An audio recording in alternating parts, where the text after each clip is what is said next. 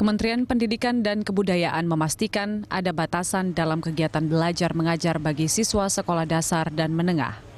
Bagi sekolah yang berada di kawasan zona hijau yang membuka kegiatan belajar mengajar, selama 2 bulan tidak diperbolehkan membuka kantin, kegiatan ekstrakurikuler dan olahraga.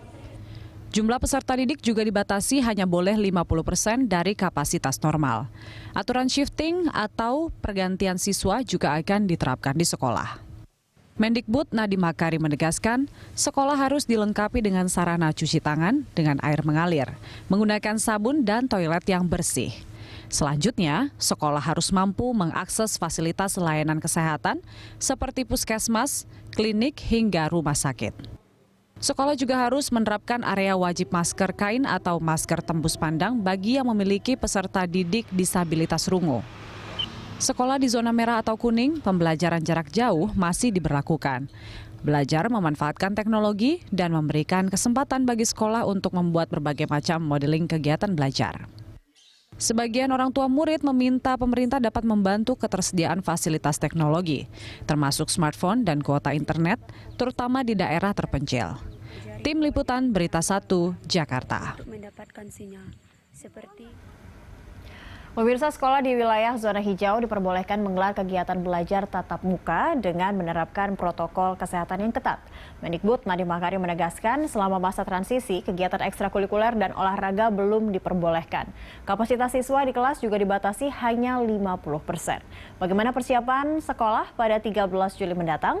Untuk membahas hal ini telah hadir di studio pengamat pendidikan Indra Karismiaji dan juga kami sebelumnya telah mencoba untuk menghubungi pihak Kemendikbud serta Wali Kota Bekasi Rahmat Effendi, namun belum dapat berdiskusi bersama di dialog kita siang ini, tapi kita akan tetap mencoba. Tapi sebelumnya kita akan sapa dulu Pak Indra, terima kasih sudah hadir di studio siang ini. Mbak, apa kabar? Ini kabar baik kalau kita lihat siap-siap sekolah. Mungkin sebagian orang tua, murid juga sudah agak melupakan 13 Juli 2020 itu akhirnya kembali sekolah dengan tatap muka. Tapi ini ternyata ada aturan ini kembali muncul dan ada beberapa sekolah, khususnya mungkin di wilayah-wilayah tadi ditetapkan sudah memasuki zona hijau, salah satunya Bekasi, ini sudah akan menggelar sekolah tatap muka mereka begitu. Anda melihatnya apakah urgensinya sudah harus seperti itu, harus kembali ke sekolah di kelas, atau sebenarnya dengan kondisi sekarang school from home masih bisa dilakukan sih?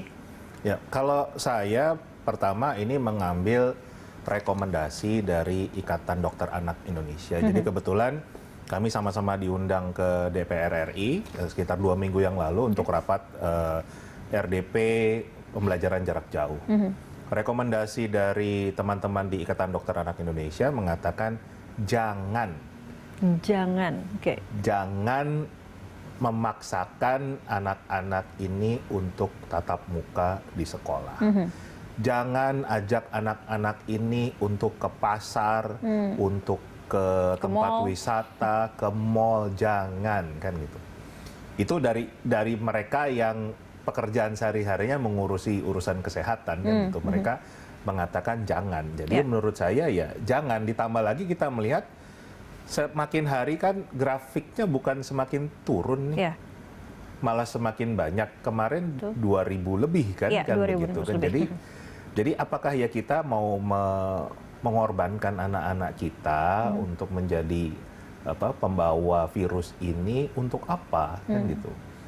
Sepertinya tidak sepadan apa resiko yang kita bebankan ke anak-anak kita, ya kan, hanya untuk tatap muka, kan gitu.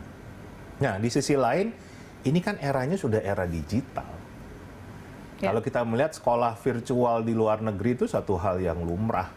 Jadi nggak cuma beda dari sekolah ke rumah, beda benua. Sudah bisa itu dilakukan. Sudah biasa, baik itu mau level PAUD, TK, SD, SMP, SMA, S1, S2, S3, itu semuanya daring sudah hal yang biasa. Sejak awal tahun 2000-an sudah modelnya sudah seperti ini dan tidak berarti mengurangi kualitas. Karena kalau kita bicara di luar negeri kan bahkan lebih ketat lagi urusan penjaminan mutu dan lain sebagainya.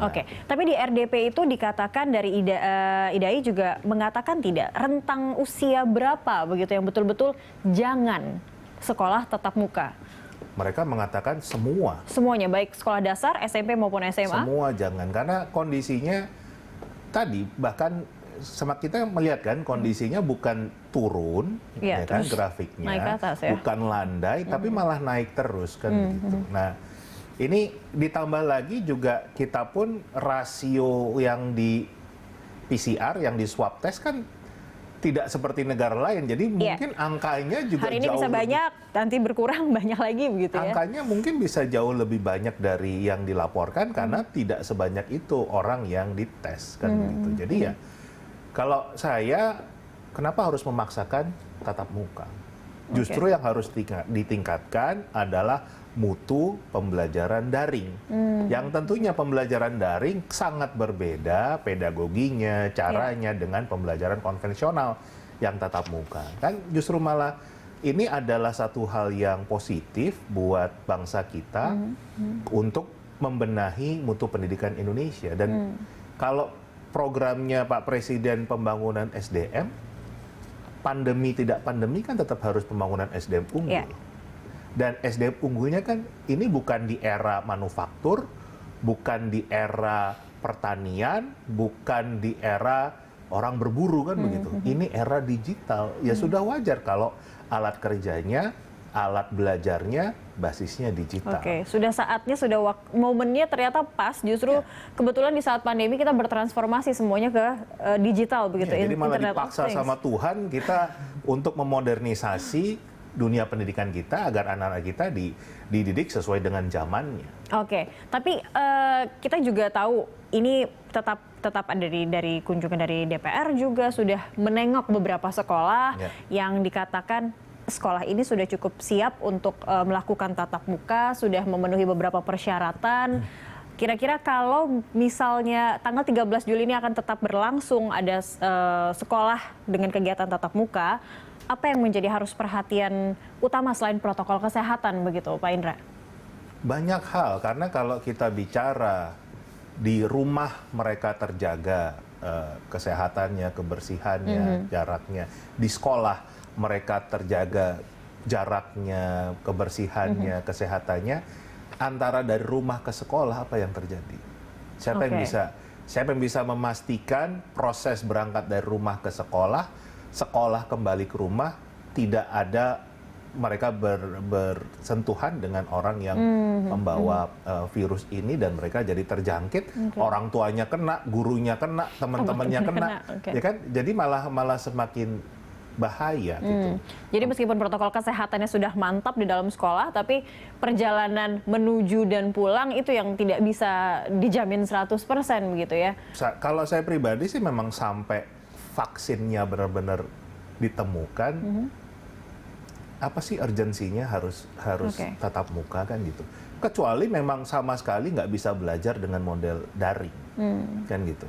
Kalau masih bisa diusahakan dengan cara pembelajaran jarak jauh, ya termasuk bagaimana pemerintah juga meningkatkan akses, kan tadi yang juga kembali ini pembangunan SDM unggul di era digital. Oke, karena kalau kita berbicara tadi kalau semuanya bisa dilakukan secara daring, kenapa tidak?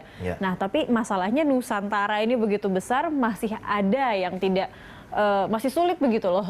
Jaringan internetnya masih naik turun, mereka masih ketinggalan, nah harusnya sudah jam sekian, tapi mereka belum online begitu. Ini juga mungkin sudah akhirnya gangguan ini akhirnya yang membuat mereka kayaknya lebih baik balik ke sekolah, tapi protokol kesehatannya yang penting jelas. Itu bagaimana untuk mengantisipasi itu? Kalau saya sih kurang sepakat dengan yang, jadi justru jangan kembali ke masa lampau kan gitu. Kita harus berpikirnya ke masa depan bagaimana. Ini kan kondisi memang new normal pendidikan ya, seperti bahkan Kemendikbud sendiri kan sudah mengatakan PJJ daringnya dipermanenkan. Ya kan, artinya ya memang eranya sudah era digital, eranya era daring kan gitu. Jadi mindsetnya harusnya bukan kembali ke era konvensional, meningkatkan. Tapi bagaimana meningkatkan tadi yang saat ini belum ada sinyal, susah ini, tapi berangkat. Jadi ibaratnya sekarang ini kayak kita masih buta huruf semua, kita lagi belajar untuk bisa baca kan gitu. Nah ini kan kita bicara literasi digital ya kan, bagaimana meningkatkan gitu. Nah itulah mungkin juga kenapa kemarin Pak Jokowi itu agak marah-marah kan, mungkin beliau juga butuh langkah yang cepat nih dari timnya untuk termasuk urusan pendidikan ini kan betul. begitu. Urusan pendidikan ini kan terakhir kita diskusi kan yang 6% di sini diurusin kan gitu. Ini kan yang 6% nih. Iya. Jaraknya, apa protokol kesehatannya, tapi 94% seperti apa? Dan apakah bisa menjamin yang 6% ini tidak berubah angkanya jadi 5%, 4%, atau nanti jadi 0%? Iya. Nah, terus bagaimana pelaksanaan yang harus mau tidak mau PJJ daring? Oke. Nah, itu menurut saya yang sekarang harus dilakukan, bukannya kembali ke pola lama. Tapi betul-betul menerapkan yang namanya new normal, era baru, jadi semuanya harus ada pembaruan, semuanya bertransformasi begitu ya Pak? Belajarlah dari negara-negara lain yang sudah menjalankan model seperti ini dengan baik. Kan? Oke, baik. Jadi ini adalah bagaimana saat PJJ itu tetap akhirnya jadi permanen, kita harus meningkatkan kualitas dari kegiatan belajar mengajarnya melalui virtual dan juga kualitas pengajar, dan seperti apa menciptakan suasana belajar yang memang jadinya efektif begitu ya. Itu yang perlu dipikirkan. Kita masih ada segmen berikutnya untuk membahas topik ini. Pemirsa tetaplah bersama kami. Lunch Talk akan segera kembali usai jeda.